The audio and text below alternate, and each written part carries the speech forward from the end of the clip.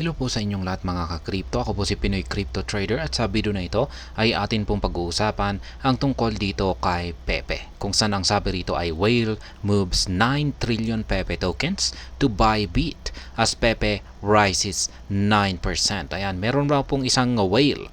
Pag sinabi po nating whale ay isa po itong napakalaking investor dito kay Pepe. Kung saan ay meron po siyang 9 trillion na hawak na amount ng Pepe tokens. At ang kanyang ginawa ay ipinasok po niya ito kay Bybit na isang kilalang global crypto exchange. Ayan, kanya pong ginawa ang paglipat na ito or yung transaction na ito nung nakaranas ng pag-angat ang market price ni Pepe ng 9%. Kaya ayan, mukhang ang balak niya rito ay ibenta ang kanyang 9 trillion na Pepe tokens sa pamamagitan po ni Bybit. At kung pag nangyari po yan, ay alam po natin ang magiging impact niyan kung saan ay magdudulot po yan ng selling pressure at posibleng makakaranas po ng isang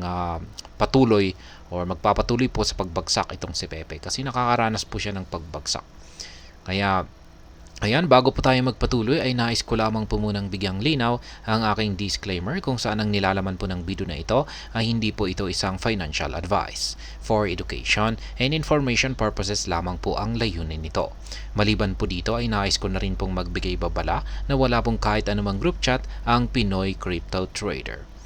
Ayan, ang sabi rito ay Whale Alert reports a 9 trillion Pepe transfer worth $82 million from an unknown wallet to buy Beat amid a 9.7% price increase posted by Pepe this week. Ayan na nga. Si Whale Alert, isa po itong platform na ayan, automatic po niyang hinuhuli yung mga malalaking transaction. At pagdating po rito kay Pepe ay nahuli po niya yung isinagawang transaction rito ng isang whale. Yan, kung saan ay yung kanyang transaction na ito ay ito po ay isang 9 trillion na amount ng Pepe token na nagkakahalaga po ngayon ng $82 million. Kaya ang laki. Yan po ay galing sa isang unknown wallet. Kaya kung pag unknown wallet po ito ay sa kadalasan ay galing po ito sa private wallet. Yan, or safe na mga wallet. At ito po ay kanyang inilipat sa isang crypto exchange na si Bybit. At kapag ganito po yung sitwasyon, kung saan ay yung mga whale ay kanilang dinideposit yung kanilang holding sa isang crypto exchange, ay yung kadalasang intention ng mga ito ay ibenta ito or i-liquidate ito. Yan, kasabay na rin po yan ay kanyang ginawa po ang transfer na ito nung nakaranas po ng pag-angat si Pepe ng 9.7% sa kanyang presyo. Kaya ayan po, 9 trillion Pepe tokens valued at approximately $82,170,000 occurred from an unknown wallet to the crypto exchange Bybit. Ito po yung actual na tweet ni Whale Alert na kanyang pinost sa kanyang X account. Ayan po, 9 million. Tapos 9 million na amount ng ayan, 9 trillion po na amount ng Pepe tokens. At ang halaga po nito ay $82 million. Kaya ayan pong muli. Ang masasabi ko po rito ay kung ibebenta po ng may-ari nito, yung may-ari ng 9 trillion na Pepe tokens, ang kanyang holdings dito ay makakaranas po ng patuloy na matinding pagbagsak itong si Pepe. At yung technical analysis po natin dito kanina ay ayan po siya, patuloy po siyang nagko-consolidate. Yan, ito po yung nabuong candlestick kahapon noong July 10 at yan na nga, ito po yung nakaranas siya ng pag-angat na nasa mga 9%. At dito na rin po ipinasok ng whale yung kanyang Pepe tokens kay Bybit.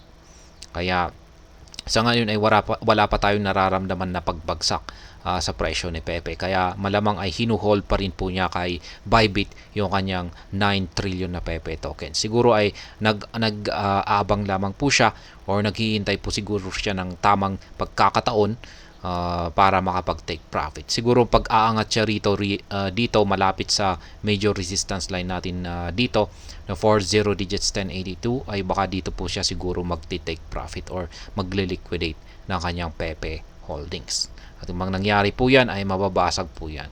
Or hindi natin alam kung nakapag-decide na po siya na i-liquidate ito ay ayan, dito na po tuluyang mababasag yung lower portion ng ating triangle pattern dito at magpapatuloy po sa pagbagsak itong si Pepe.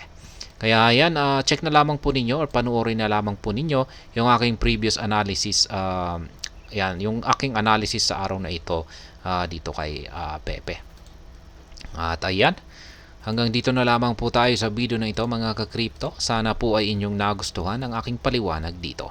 Kung inyo po itong nagustuhan ay pakiclick lamang po ang like button nito. Para naman po sa mga bago lamang dito, kaya po ay aking inaanyayahan para mag-subscribe. Pakiclick na rin po ang bell icon nito dahil ito po ang siya magsisilbing notification nito sa mga bago kong videos na akin pong ina-upload sa aking YouTube channel na ito.